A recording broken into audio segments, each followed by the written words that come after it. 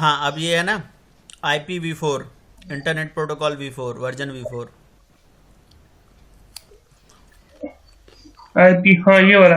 हाँ, क्लिक करो, double click click करो, किए उसके बाद डबल क्लिक करो, डबल। हाँ सर। नीचे लिखो यूज द फॉलोइंग IP, हाँ। लिखो 192.168 192.168.1 पॉइंट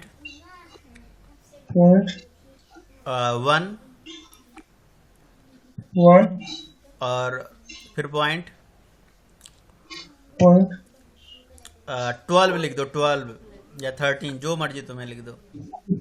सर ये तो डीएनएस सर्वर में पड़ेगी यानी ठीक है, अब यहाँ सबनेट मास्क पे क्लिक हाँ करना, सर। सबनेट मास्क पे क्लिक करना, जो सबनेट मास्क वाला है कॉलम, आ गया। आ गया ना। और नीचे आओ, हाँ। DNS सर्वर में आओ, यहाँ पे लिखो यहाँ पर 8888। 1 2 3 4। ओहो, 8888 ऐसे कुछ भी लिख दो, ये तो हम अपने जानने के लिए लिख रहे हैं।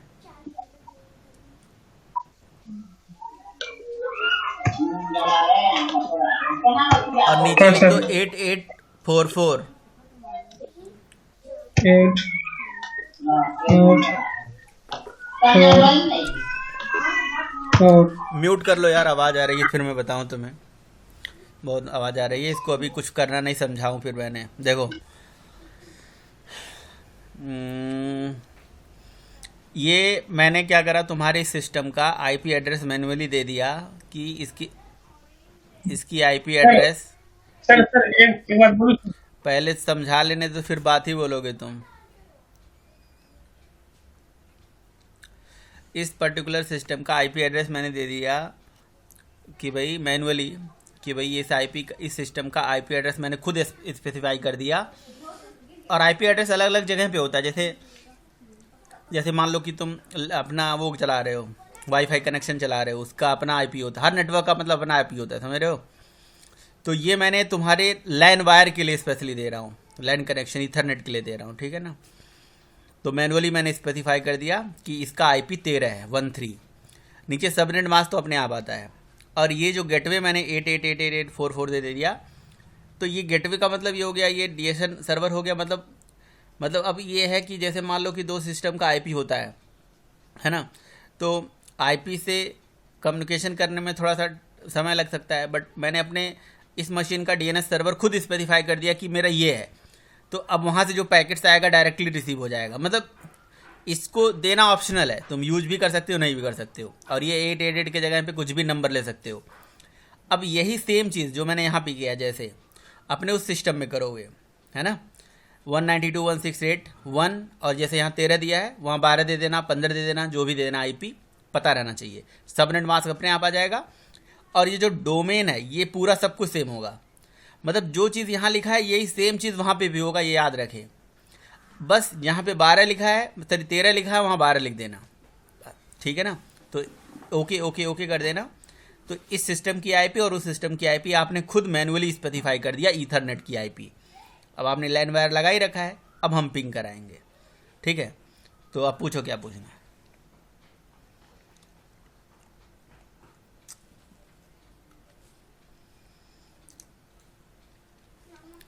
बोलो भाई, ओके कर दो इसे।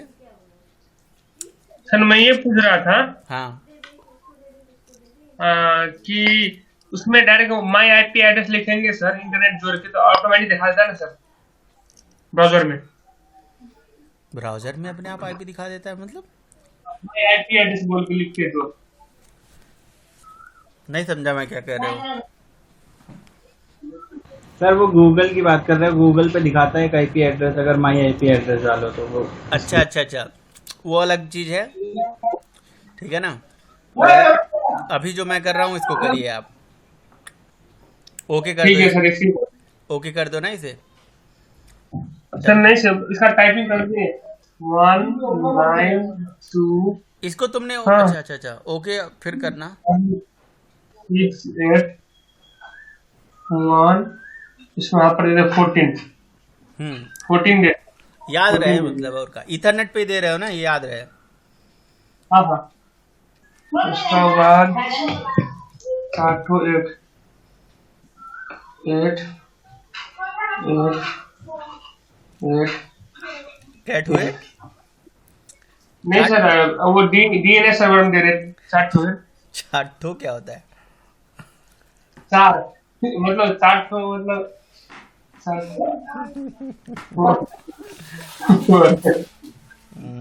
सर दे दिए यहाँ पर। ओके तो कर दो, दोनों ओके। जगह ओके ओके कर दो। हाँ सर। Okay okay. हो गया ओके। या आप इधर ओके करता हूँ लैपटॉप में। ओके ओके ठीक है। कर दिए मैंने। अब मैं पिन कराता हूँ। हाँ पिंग कराओ, CMD पे अब पिंग कराओ 14 IP 168 192.168 192.168.14 1.1.14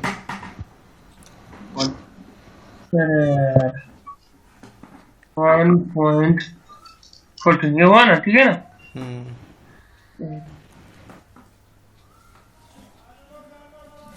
अब एक काम कर लो, सुनो, अब एक काम कर लो, उस वाले मशीन का फायरवॉल देख लो, डिसेबल है या नहीं, है बंद है या नहीं। फायरवॉल बंद करके सिस्टम रीस्टार्ट कर दो, दोनों दोनों सिस्टम का। पहले यहाँ देखो ऑफ है कि नहीं, यहाँ पे देख लो। यहाँ पर ऑन है सर। ऑन है तो ऑफ कर दो, फायरवॉल बंद कर दो।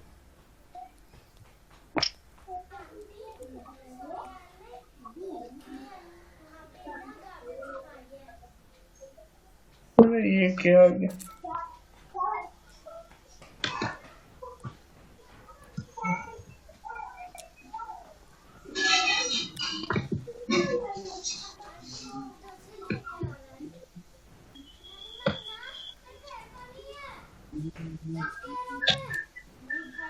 वो हाँ, तो ये तुमने उस वाले मशीन का IP डाला है ना?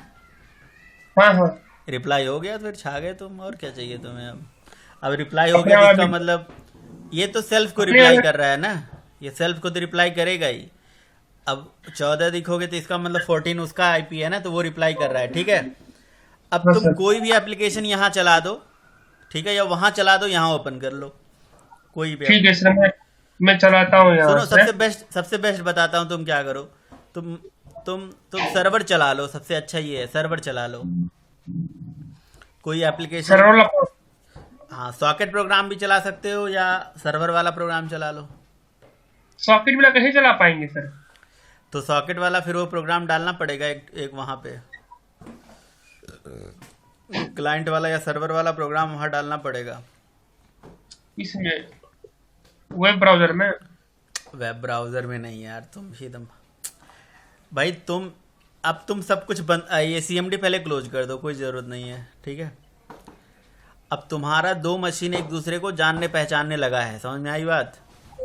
हाँ सबसे। अब तुम सर्वर का प्रोग्राम एक मशीन में चला दो, क्लाइंट का प्रोग्राम एक मशीन में चला दो।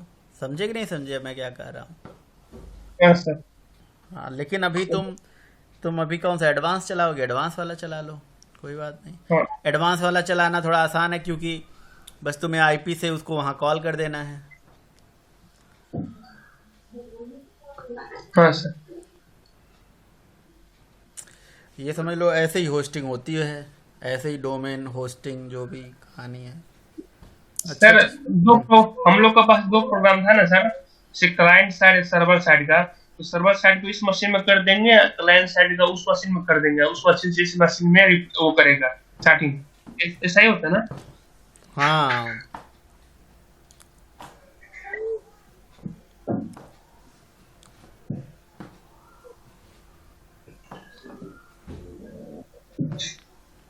स्लो क्यों चलता है पूरा।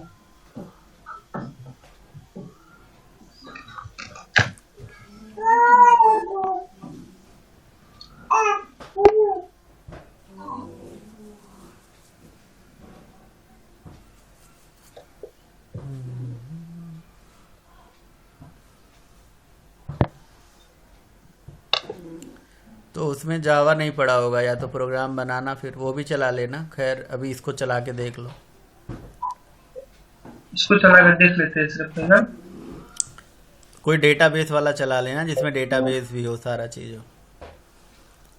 अच्छा, डेटाबेस इसमें आपको क्या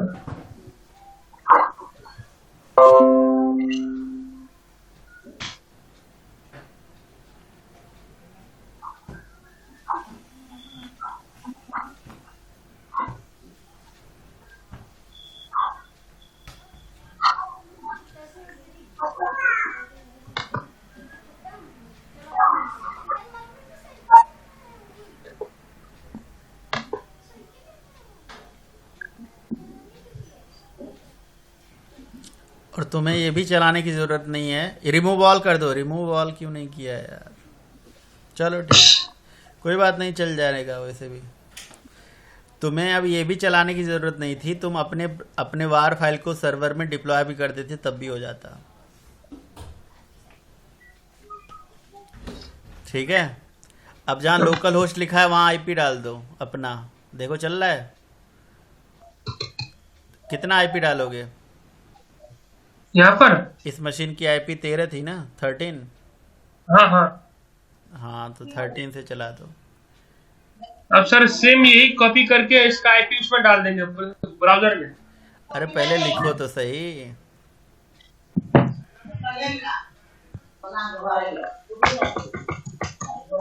192.168.13 सेम इतना कॉपी उसमें कर देंगे। अरे इतना लिख के पहले एंटर मारो, देखो इस पे चल रहा है। इसी का है। तो हाँ, बस चला। तो कॉपी कर लो इसको, वहाँ पेस्ट कर दो। तुम वहाँ पे चलाओ दूसरे उसमें लैपटॉप में, और वहाँ से डेटा सेव करो। यहाँ डेटाबेस ओपन कर लो, देखो।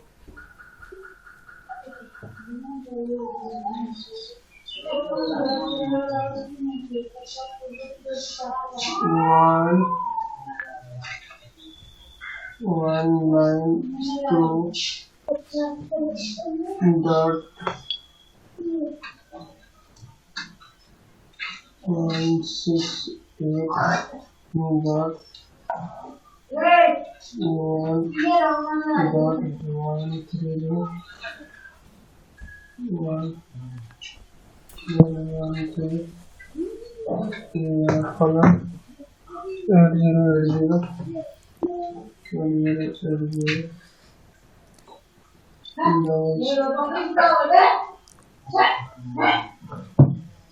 कौन सा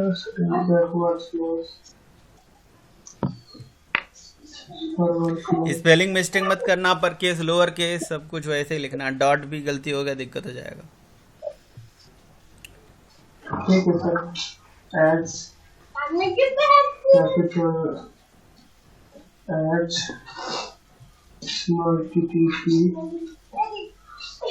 सेशन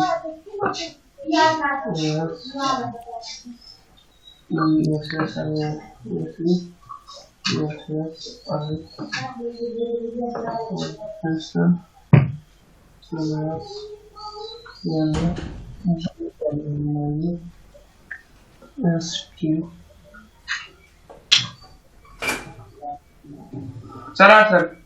चला। हाँ अब तुम अपना यहाँ डेटाबेस ओपन करना जरा। टेबल ओपन करना। इसमें डेटाबेस से कनेक्शन का कोड लिखे हो तुम? इसमें सर शायद नहीं होगा, दूसरा में होगा सर। दूसरा में मगर चला पूरा फंक्शन चल, डाटाबेस स्टोर हो ही जाएगा। तो मतलब वहां से तुम डेटा डालोगे और यहाँ पे आ जाएगा अपने आप, ये मैं कहना चाह रहा हूँ। हाँ तो हो ही जाएगा सर, पूरा फंक्शन चल गया इसका जितना बनाए थे। जैसे कि इसी यही खोल के दिखाते हैं हम। क्या जरूरत क्या है, मुझे क्या देखना है? तो देखिए ना, ये भी चला उसमें, और ये भी चला, और ये भी चला, तो मतलब चल ही गया ना। सब चल जाएगा, सारा चीज चलता हुआ है। समझ में आई बात? तो हाँ आपने ये सीखा कि अगर हमारे पास किसी भी मशीन में कोई भी प्रोजेक्ट एक मशीन में चल गया है, उसको आपने डिप्लॉय कर दिया है, तो उसको दुनिया की किसी भी मशीन में चला सकते हो, लेकिन बट कनेक्शन तो होना चाहिए, एटलीस्ट कनेक्ट तो होनी चाहिए मशीन। हाँ लेकिन सर, एक बात और सर, हाँ, जो हमने वो नोट पैड से बनाए सर क्लाइंट और सर्वर का, उसमें कैसे डिप्लॉय करें इसमें, मतलब कहाँ पर रखें उसको? तो तुम एक काम करो, फिर इसको मिनिमाइज करो। तुम हाँ सर। तुम्हारे पास पेन ड्राइव हो तो पेन ड्राइव में कॉपी कर लो ये प्रोग्राम, कोई क्लाइंट वाला प्रोग्राम, हाँ मैं कर लेता हूँ सर, मेरे पास। या मेल पे भेज दो, तुरंत मेल में वहाँ ओपन कर लो, ब्लूटूथ से भेज दो, हाँ स्काइप पे वो भी भेज होगा दो, सर। हाँ सर, व्हाट्सएप से हो जाएगा। हाँ सर। फटाफट भेज दो। उसमें भी होना चाहिए जेडीके। बिना बिना जेडीके कैसे होगा? जावा जावा लिख के एंटर मारो, देखो वहाँ चल रहा है जावा, उस सिस्टम पे जावा सर लिख के एंटर मारो, देखो जावा चल रहा है, तो इसका मतलब वहाँ पड़ा होगा। अभी तो तुम बच्चों वाली बात कर रहे हो, जेडीके होना चाहिए नहीं होना चाहिए, यार वो तो होना ही चाहिए। जेडीके इंस्टॉल कर लूँ सर उसमें भी? कर लेता हूँ। अभी इंस्टॉल नहीं है? उसमें नहीं है। अरे तुम चला लेना, मैं बता दे रहा हूँ, तुम यहाँ प्रोग्राम ओपन करो बस। हाँ सर, यहाँ बता दीजिए यहाँ पर डिप्लॉय कैसे करें वहाँ से रन अरे करें। डिप्लॉय कुछ नहीं करना है वहाँ अब, ये तो वेब एप्लीकेशन को मैंने चला दिया ना, हाँ हाँ, यहाँ पर है सर ये ये प्रोग्राम। डेस्कटॉप एप्लीकेशन है। तो हम्म। डेस्कटॉप एप्लीकेशन के केस में तुम्हें बस तुम सर्वर यहाँ पे चला देना, क्लाइंट वहाँ चला देना, बताओ कौन सा कहाँ चलाना है, किसको सर्वर बनाना है, किसको क्लाइंट बनाना है। सर इसको हमको ये बनना है, सर्वर बनाना है। तो ये सर्वर डॉट जावा ओपन करो, ठीक है। ओपन हुआ। तो हाँ ओपन नहीं करना है कुछ में, रन कर देना है इसको, इसको देखने की भी जरूरत नहीं है, क्लोज करो इसको, यहाँ रन कर देना, ठीक है। हाँ। यहाँ ये ओपन करके रन कर देना। सीएमडी ओपन करो, सीएमडी चलाओ।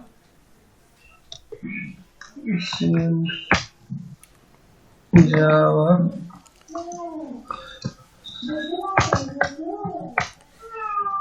ठीक है, अब क्लाइंट का प्रोग्राम ओपन करो, क्लाइंट वाला प्रोग्राम ओपन करो। अरे क्लाइंट वाला प्रोग्राम तो यहीं पे है, क्लाइंट डॉट जावा। क्यों वहां से ओपन कर रहे हो? इसको क्लोज करो ना यार, यहीं से चलाना था, दो मशीन पे क्यों करेंगे हम ये काम? कहाँ से सर? अरे क्लाइंट डॉट जावा ओपन करने के लिए बोल रहा हूँ, सुनाई नहीं दे रहा है?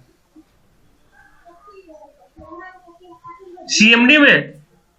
नहीं भाई, ऐसे ही ओपन करो, नोटपैड में ओपन करो।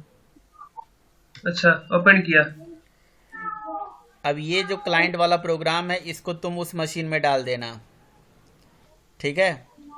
हाँ और यहाँ लोकल होस्ट रखा है, इस लोकल होस्ट के जगह पे इस मशीन का सर्वर कौन है, सर्वर का आईपी डाल देना। सर्वर कौन है अभी अच्छा, हमारा? जिसमें हम लोग बात कर रहे हैं स्काइप में, ये बोला। हाँ, तो जो लोग बोलते हैं ना सर्वर चल रहा है, तो सर्वर चल रहा है तो मतलब ये होता है कि एक मशीन में सर्वर इंस्टॉल्ड है। एक सर्वर एक सॉफ्टवेयर होता है, वो सॉफ्टवेयर किसी मशीन में इंस्टॉल होता है और हम बोलते हैं सर्वर चल रहा है, समझ आई बात? तो यहाँ लोकल होस्ट हाँ की सर। जगह पे लिखो 192.168.1.13। 192.168.1.13। अच्छा, ये इसी का हो गया। हाँ समझे कि नहीं समझे? हाँ सर। अब इसको सेव करके कंपाइल करके रन कर देना। बस कहाँ रन करोगे? यहाँ थोड़ी ना उस रन करना है, कंप्यूटर में। दूसरे मशीन में करना है ना। हाँ हाँ हाँ। बस वहाँ से तुम कुछ भी भेजोगे, यहाँ पे आ जाएगा मैसेज, वहाँ से चलाओगे यहाँ आ जाएगा। आप समझे कि नहीं हाँ समझे? सर। हाँ हाँ, मतलब ये सर्वर का आईपी एड्रेस होता है यहाँ पर क्लाइंट के पास। हाँ, ठीक है। ठीक है सर। तो तब तक मैं पढ़ा रहा हूँ, तब तक तुम जावा इंस्टॉल कर लो और साथ में वो भी कर लेना, अपना प्रोग्राम भी भेज लो, तब तक मैं पढ़ा रहा हूँ। ठीक है सर, होगा। तब तक भेज के एक बार दिखा देना, सब लोग देख लेंगे। ठीक है, म्यूट कर लो अब सब। ठीक। मैंने अपनी स्क्रीन शेयर कर दी। बाकी लोगों को समझ में आ गया क्या कहानी चल रही थी अभी तक? हाँ जी, यस सर। चलो बढ़िया है। तो सर मेरा क्वेश्चन था। हाँ देखो, जिसने वेब नहीं पढ़ा है, जिसने सर्वलेट नहीं पढ़ा है, सर्वर साइड का कंसेप्ट नहीं पढ़ा है, नहीं, तो वो सर आगे ये जो पढ़ेगा। कल जो आपने पढ़ाया है सर उसमें अच्छा अच्छा, उसमें ओके। सर कंटेनर के अंदर पैनल और स्क्रॉल पेन और विंडोज 3 क्लासेस हैं, लेकिन हायरार्की कहीं से भी नेट से निकालते हैं तो उसमें 2 ही क्लास दिखाता है। समझे नहीं आप सर? जो हायरार्की नेट से निकालते हो, वो हमारे आप जैसे लोग ही तो होते हैं जो नेट पे सारी चीज़ डालते हैं। तो वो जो चीज़ें होती हैं, वो कोई गलती भी तो कर सकता है, कोई कम भी डाल सकता है, कोई ज़्यादा डाल सकता है। हैं? कोई जो कम स्क्रॉल पेन है ये क्या है सर? स्क्रॉल पेन भी क्लास होगी, और क्या है। आपने डॉक्यूमेंटेशन में देखा, क्या दिख रहा था? सर वो स्क्रॉल पेन क्लास ही होगी वो, और क्या है। क्लास है या इंटरफेस है? हाँ। क्लास है सर, क्लास है क्लास। स्क्रॉलिंग के लिए कर यूज़ होता है। एक करते हैं ना सर, एक एप्लीकेशन मतलब एंड्रॉइड ही कोई एप्लीकेशन डाउनलोड किया मोबाइल में, हाँ हाँ और सर मतलब उसमें ऑलरेडी सर्वर का आईपी एड्रेस रहता है उस एप्लीकेशन में ना। हाँ, मतलब आईपी एड्रेस और ये पोर्ट नंबर और ये सारा चीज़ आपको कहाँ दिखता है? वो सब तो डोमेन जब लेते हैं तो हाइड हो जाता है, तो डोमेन ले लेते हैं लोग बाग, इसलिए नहीं दिखता है। नहीं सर, जैसे कि आपने आपने फेसबुक डाउनलोड अरे किया, हमने भाई, भी डाउनलोड हाँ हाँ, होता है, होता है। किया। हाँ लेकिन वो डोमेन लेके कोई अगर कोई एप्लीकेशन चला देगा तो वो दिखेगा नहीं, समझ रहे हो ना? ये हाँ, कहानी है। वो तो वेबसाइट में होता है ना सर, हमारे सॉफ्टवेयर में जैसे डाउनलोड की एप्लीकेशन में। क्वेश्चन तो मुझे तो समझ में नहीं आ रहा है क्या कर रहे हो। अरे वेबसाइट में होती है, होता है। तुम्हें मैंने जो चीज़ समझाया, समझ में आया? हाँ सर। तो जब समझ में आ गया तो उतना समझो और उतना अच्छे से काम करो। और बाकी जब एंड्रॉयड होगा और जो होगा, जब एंड्रॉयड पढ़ोगे तो एंड्रॉयड में बात करेंगे उसकी। काहे चिंता कर रहे हो अभी उसमें, काहे परेशान हो? और अगर परेशान भी हो तो क्वेश्चन सही से पूछोगे तो मैं आंसर दे पाऊंगा कि तुम अच्छा कहना ठीक है क्या सर, चाहते हो। जैसे मैं बोल रहा हूँ सर आपको, नहीं कहना। जैसे मैंने हाँ। जैसे मैंने एंड्रॉइड प्ले स्टोर से एक सॉफ्टवेयर डाउनलोड की है, मान लो और फेसबुक का। तुम ये कह रहे हो कि प्ले स्टोर से कोई ऐप हम डाउनलोड करते हैं और वहाँ सर्वर से डेटा आता है जाता है, इसी से होता है? तो यहाँ से नहीं होता हाँ है। उसके लिए सर्वर साइड की कोडिंग होती है, उसके लिए वेब एपीआई बनती है ना। एपीआईज को हम कॉल करते हैं, ठीक है ना। बट एपीआईज को भी कॉल कैसे करते हैं, उसको हम किसी सर्वर पे बना के रख देते हैं, ठीक है ना। तो हम क्या करते हैं, एक सर्वर लेते हैं, डोमेन खरीदते हैं। डोमेन खरीदना ऑप्शनल है, अगर नहीं भी खरीदते हैं तो हम जिस सर्वर पे उसको अपना अपना एपीआई होस्ट कर देंगे, तो उसका पूरा यूआरएल जो है आपकी एंड्रॉयड ऐप में कॉल कराया गया होता है, हिट कराया गया होता है, तो उससे वो कनेक्ट करता है। ठीक है, और बताओ। ठीक है सर। मैं ये बता रहा था सर, बता रहे हो कि सर पूछ जैसे रहे हो? कि बताओ, नहीं पूछो। ये पूछ रहा था सर, हाँ। जैसे मेरे पास सर्वर ही मेरा लैपटॉप हो गया, क्लाइंट दूसरा लैपटॉप हो गया, उस लैपटॉप के अंदर में जो प्रोग्राम होगा उसका आईपी एड्रेस होता है। उसी ही तरीके से सर, जैसे मैंने फेसबुक का सॉफ्टवेयर डाउनलोड किए मोबाइल में, तो उसमें ऑलरेडी सर्वर का जो आईपी एड्रेस होगा ऑलरेडी इनबिल्ट रहता है उसमें ना, पोर्ट और तुम्हें आईपी एड्रेस। तुम्हें मैं कितने बार कह दूं कि जब भी एंड्रॉयड ऐप में या किसी भी चीज़ में जहां सर्वर से कम्युनिकेशन होता है, वहां पे सर्वर से कम्युनिकेशन के लिए सर्वर साइड पे एपीआईज बनी होती हैं, और वो कोई आईपी एड्रेस डायरेक्ट नहीं शेयर करता है, डोमेन ले लेता है। किसको किसका आईपी याद रहेगा? तो डोमेन से उसे हिट कराते हैं वो। और अगर अभी नहीं समझ पा रहे हो तो जब करोगे तो समझ जाओगे, वो तो आगे की बात है, जब काम करोगे तो पता चलेगा। अभी तो तुमने सर्वलेट पढ़ा है, अभी तुमने सॉकेट प्रोग्राम पढ़े हैं, तुम्हें समझ में आ गया कि हाँ कोई वेब पेज यहाँ से वहाँ चलाया जा सकता है। फिर तुम एक वेबसाइट बनाओ, उसको होस्ट करो, उसको सर्वर पे चलाओ, है ना। और उसको फिर चलाओगे तो तुम्हें पता चल जाएगा। फिर एंड्रॉयड सीखोगे तो भी पता चल जाएगा। AWT का प्रैक्टिस किया, एक भी प्रोग्राम बनाया? नहीं सर। तो AWT का प्रोग्राम बनाओ भाई, जो कल पढ़ाया था। ठीक है, आगे मैं सर थोड़ा आइए इसके अंदर आगे मैं पढ़ा देता हूँ। इसमें और भी क्या क्या चीज़ें आती हैं वो सब बता देता हूँ। ठीक है, तो ठीक है, कल मैंने आप लोगों को जैसे हमारी जो भी GUI एप्लीकेशन हमने बनाई हुई थी, उस पर्टिकुलर एप्लीकेशन को दो लेआउट आपको समझा दिया था। एक लेआउट मैंने आपको समझा दिया था फ्लो लेआउट, फिर मैंने एक समझा दिया था ग्रिड लेआउट। बॉर्डर के बारे में भी मैंने थोड़ा सा बता दिया था। तो बॉर्डर लेआउट के बारे में मैंने क्या बताया था, कौन बताएगा मुझे बॉर्डर लेआउट कैसे वर्क करता है? बताओगे दीपक? बॉर्डर लेआउट में सर वो देना पड़ता है कि किस तरफ जिस उसको भेजना होगा उसका साइड देना पड़ता है, और वो एक साइड पे एक ही उसको क्या बोलूं मैं, समझ में नहीं आ रहा है। जैसे बटन भेज दिया तो वो बटन ही फिर उधर रहेगा। अगर कोई और चीज भेज देंगे राइट या लेफ्ट साइड में तो फिर उसको ओवरराइट कर देगा वो। ये उसका इशू था सर बॉर्डर लेआउट का। तुम सब कुछ बता दिए, वही बात है ना। मैंने पूछा कि कहाँ रहते हो, तो तुम पूरा कानपुर का बखान बता दिए, लेकिन ये नहीं बताया कि कानपुर है कहाँ, है ना? समझ में आई बात?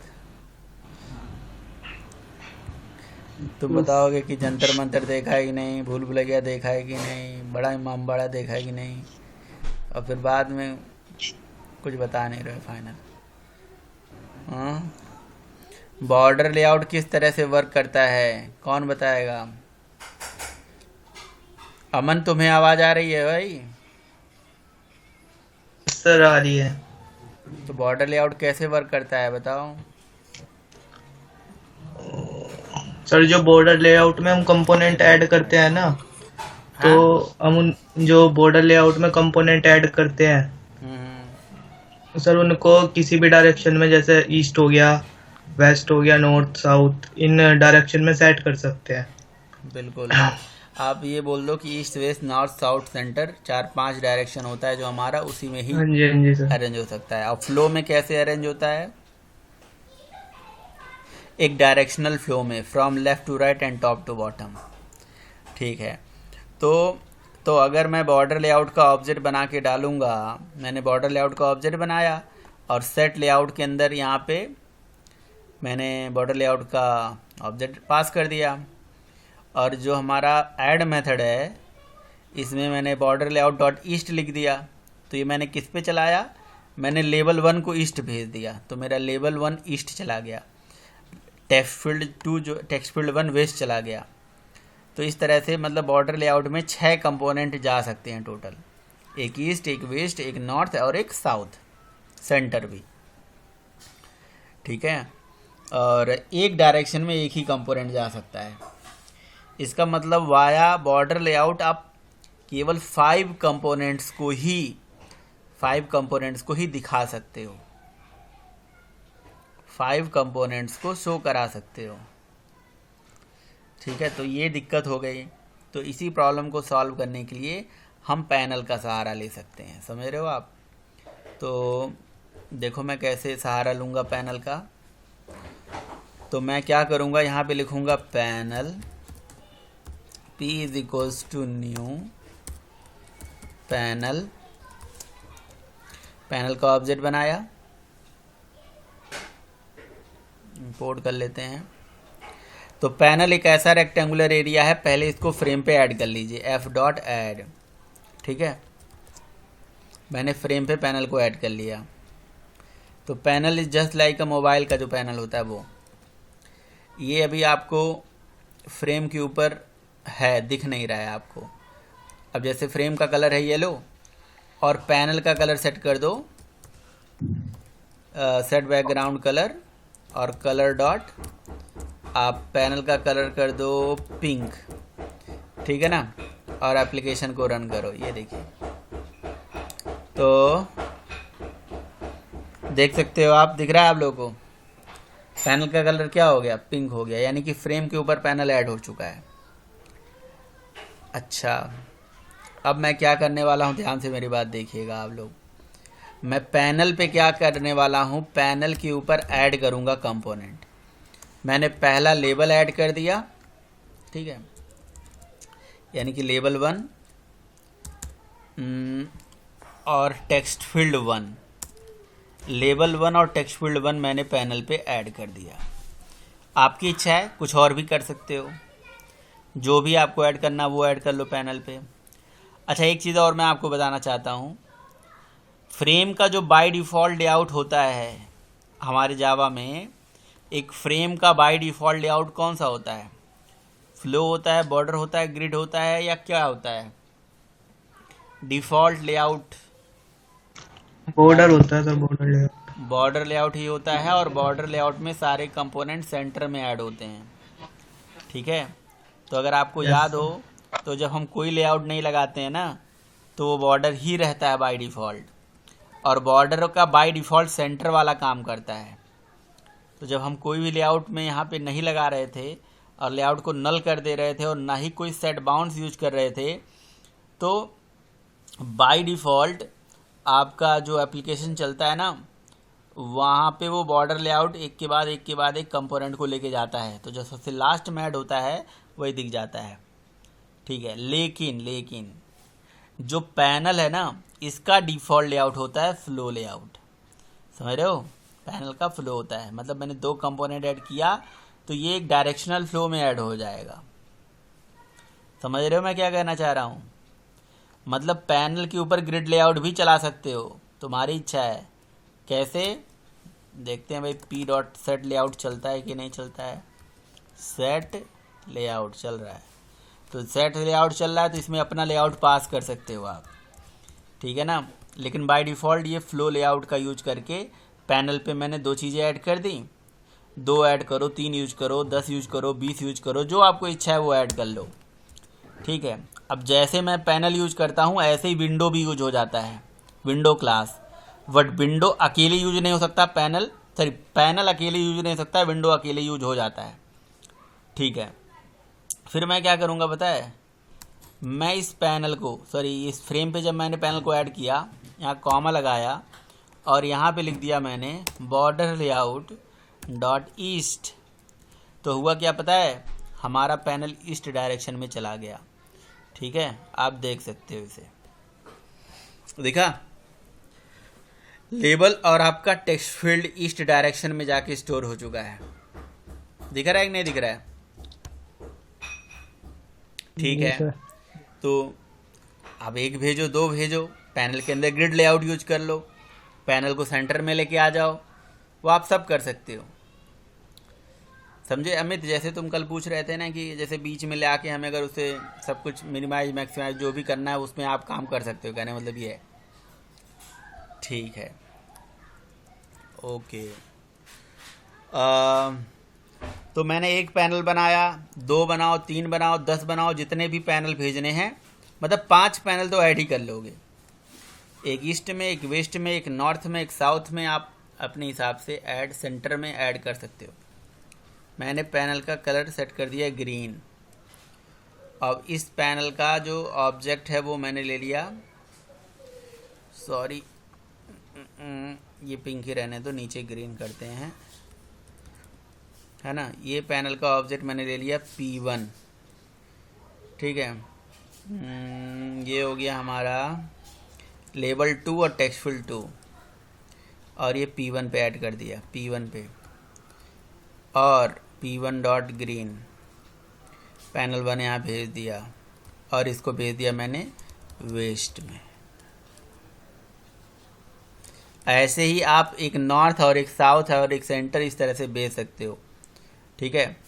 तो बीच में खाली जगह है, क्या हो गया भाई, क्या हो गया, पैनल P1, सॉरी मैंने ऐड नहीं किया क्या, सेट बैकग्राउंड ऐड का कोड मैंने दोबारा यहाँ से हटा दिया, इसको पैनल को ऐड नहीं किया, ये ऐड वाला कोड हट गया था, ईस्ट EAST, समझ रहे हो, ये हो गया हमारा P। तो एक पैनल हमारा ईस्ट में है और एक पैनल हमारा वेस्ट में है, ईस्ट में यहाँ पे अपना फर्स्ट नेम लास्ट नेम, और यहाँ पे है बीच का ये जगह खाली है, ये हिस्सा खाली है। आप यूज करो अपने हिसाब से। समझ में आ रहा है मैं क्या बता रहा हूँ? मैंने आपके GUI एप्लीकेशन में border layout, grid layout, flow layout बता दिया, और भी लेआउट है, यूज करो। और आगे हम यूज करेंगे, कुछ अभी यूज करेंगे, कुछ हम स्विंग में भी यूज करेंगे। जैसे रिक्वायरमेंट होगी वैसा हम काम करेंगे।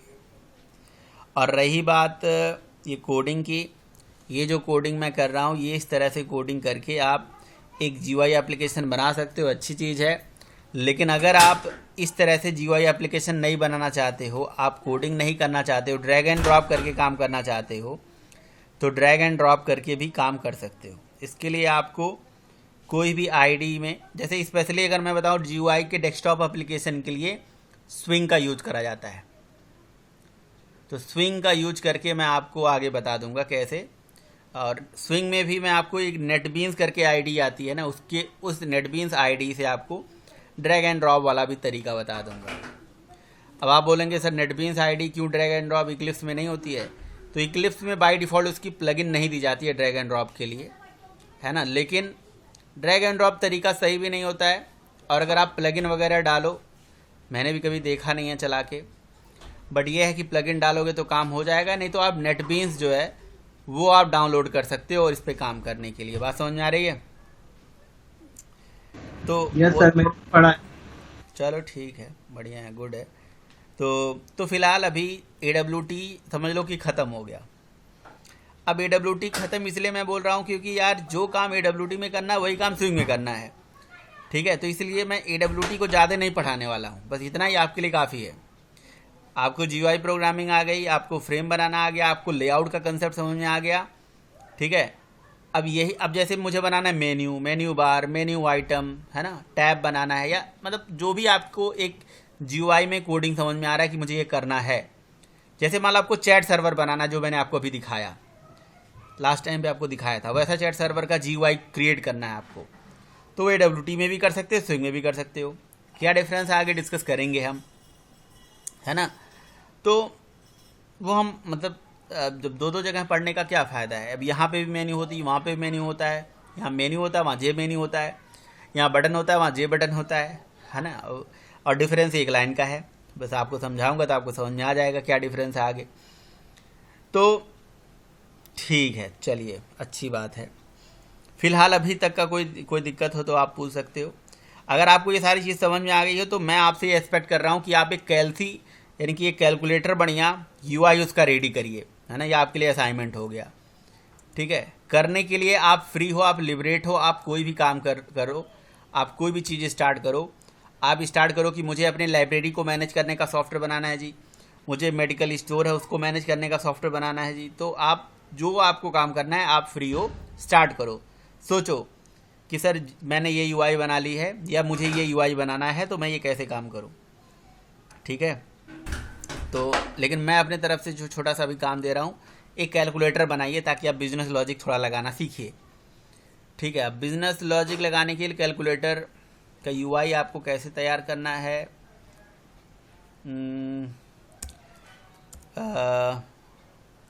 आपको UI में भी अगर आपके पास कोर जावा का प्रोग्राम होगा ना, तो में भी आपको पहले से मिल जाएगा। बट ये है कि ईमानदारी से आप अपने हिसाब से बनाइए, मैं तो यही एक्सपेक्ट करूँगा आपसे। AWT, और यहाँ पे देखिए कैलकुलेटर डिज़ाइन बाय स्टूडेंट, ठीक है। तो ये है कंप्लीट कैलसी करके है, और ये एग्जीक्यूटेबल जार फाइल बनाना भी आपको सिखाऊंगा आगे। ये देखिए कैलकुलेटर इस तरह से, ठीक है। वैसे तो आप अपने हिसाब से साइंटिफिक भी बना लो, यहाँ स्विच का ऑप्शन भी दे दो, विंडो में तो बहुत बढ़िया दिख रहा था। अच्छा, डिज़ाइन तो कर लोगे, बट बिजनेस लॉजिक तो अभी लिखना आपको समझाया नहीं, बताऊंगा। अभी आप किसी भी बटन पे क्लिक करोगे कोई एक्शन नहीं होगा, समझ रहे हो, कोई एक्शन नहीं होगा। लेकिन जब आप ऑन पे क्लिक कर दोगे तो ये एक्शन करना शुरू कर देगा। जैसे 6 इंटू, है ना, इंटू 3, ठीक है, और आंसर करोगे तो 18 आ गया।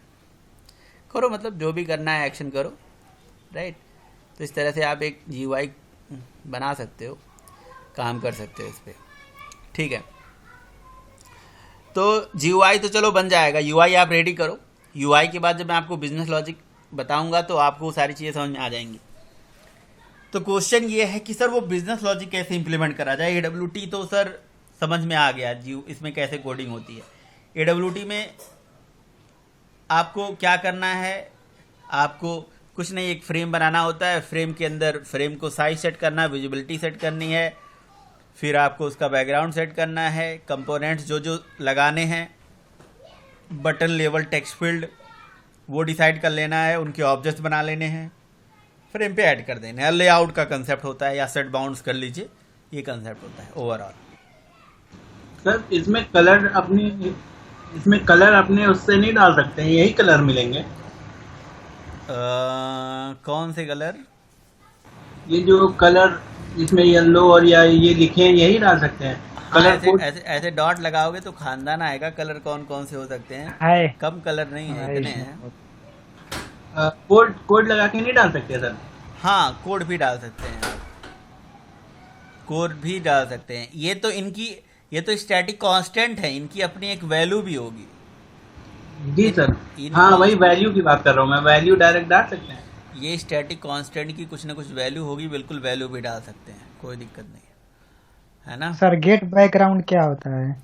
मेथड है sir, get background is the method जो बैकग्राउंड सेट करता है। एक बैकग्राउंड मेथड है, एक फोरग्राउंड मेथड है जो फोरग्राउंड सेट करता है। फोरग्राउंड मतलब आगे का कलर, बैकग्राउंड मतलब पीछे का कलर। अच्छा, और बताइए, फिर मैं आपको इवेंट वाला कंसेप्ट मतलब समझाना है, पढ़ाना है ना। कंट्रोल वाई, एक मिनट यार, क्या क्या मैंने चेंज मार दिया। ठीक है, तो इवेंट का जो कंसेप्ट है वो मैं बताना स्टार्ट करूं। नहीं सर। एक मिनट, इवेंट हैंडलिंग जिसे बोलते हैं। परवेज हो गया तुम्हारा?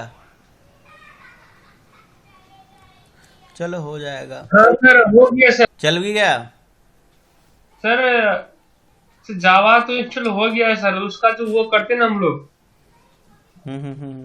पाथ वाथ सेट करते हैं। हाँ, हम्म, तो इसमें दूसरा किस्म का आ गया सर, अलग है सर इसमें सिस्टम। ठीक है, वो तो तुम करना। फिलहाल इवेंट वाले के लिए मेरे पास अभी नेक्स्ट क्लास का टाइम